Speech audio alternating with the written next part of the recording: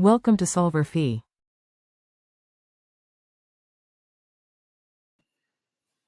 Let's talk about predatory pricing. Predatory pricing is simply the cutting down of prices when a new firm enters the market. For example, let's say we're looking at a car company, right? And let's assume that GMC is the only car company in the world, okay? And let's say that a new firm wants to enter this market and produce their own cars and sell it to consumers.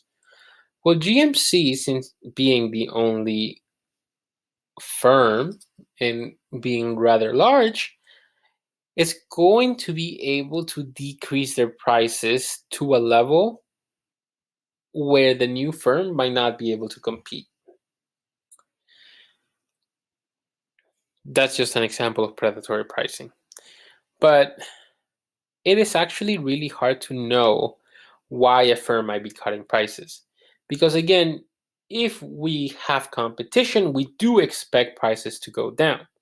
So when exactly do we draw the line and say, well, this is predatory pricing?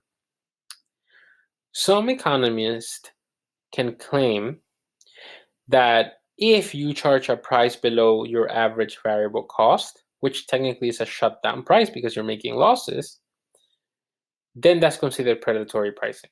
And why would a firm do that? Well, a firm might decide to incur some losses right now if it can keep making positive profits in the future. So it's kind of like saying, well, I don't want this firm to enter my market and take my profit, so I will incur a loss to make sure that I kick them out, to make sure they go bankrupt. Um, but even then, even if we have that cutoff, it is really hard to know a firm's average variable cost. We're not really sure what their variable cost is. We don't know what their fixed costs are.